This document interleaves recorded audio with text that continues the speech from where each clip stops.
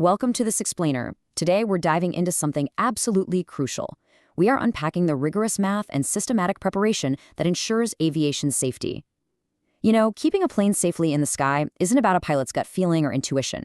Actually, it's a meticulously structured science, and we're going to break down exactly how it works. Here's our flight plan for today. We'll cover the Flight Risk Assessment Tool, Step 1, Date and Airport, Step 2, Assigning Risk Values, evaluating the 3 hazard zones, calculating the final score, and finally, mitigating high-risk flights. Section 1. The Flight Risk Assessment Tool. At first glance, the sheer scope of this document reveals just how many variables go into a single flight's risk profile before an engine is ever started. It looks incredibly complex, right? But it's actually a beautifully structured checklist. Every single row represents a specific, measurable element of risk that a flight crew has to evaluate before they are cleared for departure. Section 2. Step 1. Date and Airport. So, how do we actually calculate the score? Well, calculating safety always starts with establishing the basic facts. It's a specific step-by-step process. Step 1, you enter the flight date. Step 2, select your destination airport from the list. And Step 3 is where the really detailed work begins. You assign the flight value for each individual risk factor. Looking closely at the official instructions, you can really see how methodical this is. Right up top, a specific date like 31 May 26 and an airport code like ENSB are logged in. Establishing these exact parameters right out of the date is vital. Why? Because things like weather, available daylight, and facility availability all depend entirely on the specific date and location you're flying into. Section 3. Step 2. Assigning risk values.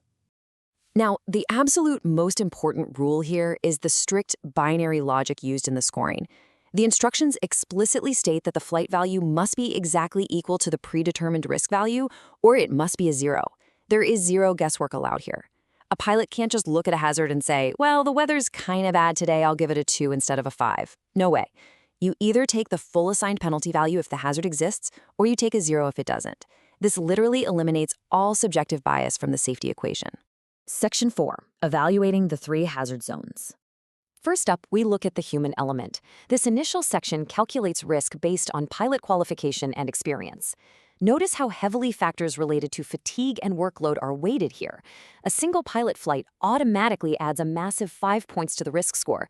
If the crew's duty day is greater than 12 hours, that's 4 points. If crew rest was less than 10 hours prior to the duty day, that is another 5 points. The system mathematically acknowledges that a tired or solo pilot is a highly significant safety variable. Now, what's really fascinating here is how the operating environment zone aggressively scores factors you absolutely cannot control. Check out these numbers. Severe turbulence is a 5. Nighttime operations, a 5. Crosswinds greater than 15 knots will cost you 4 points, and even something as common as a wet runway adds 3 points to your risk profile. This section brilliantly illustrates how external weather and operational conditions rapidly compound the baseline danger of any given flight. Finally, we look at the mechanical side of things in the third section, equipment. This is where the crew scores any special equipment limitations. For instance, operating under a special flight permit, which is often called a ferry permit, adds 3 points. Having minimum equipment list items deferred that are related to the safety of flight adds 2 points. This ensures the physical, mechanical state of the aircraft is mathematically factored into the big picture. Section 5. Calculating the final score. And here is the magic number you're looking for: 15. The entire tool is built around this absolute limit. All those 3s, 4s, and 5s we just looked at, yeah, they add up incredibly fast. If you have a fatigued pilot flying at night onto a wet runway, you are already dangerously close to this threshold. So we really need to ask, what actually happens if the calculated total risk values push past 15? Section 6. Mitigating high-risk flights. So the crucial takeaway here is that an algorithm alone doesn't just automatically cancel the flight and leave everyone stranded at the gate. Instead, a score over 15 demands immediate, high-level human intervention. The official instructions require the Director of Flight Operations to perform a deeper risk assessment and, most importantly, execute mitigating actions to actively reduce the flight's exposure to danger. You literally have to fix the math before you can fly.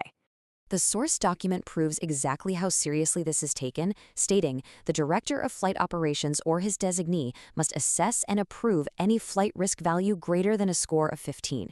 High risk requires high-level executive oversight.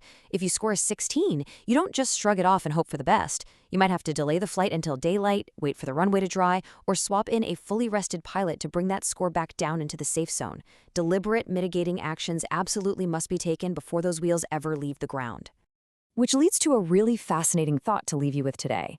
We've seen how aviation uses a strict, zero guesswork, mathematical approach to eliminate danger before it even happens. If an algorithm can calculate and mitigate risks so effectively before takeoff, what other complex human endeavors in your own life or business could benefit from a similar pre-flight checklist? Could assigning hard numbers to your daily risks change the way you make decisions? Thank you so much for joining me for this explainer, and I hope this structured look into aviation safety gives you a powerful new perspective on how we can all manage risk.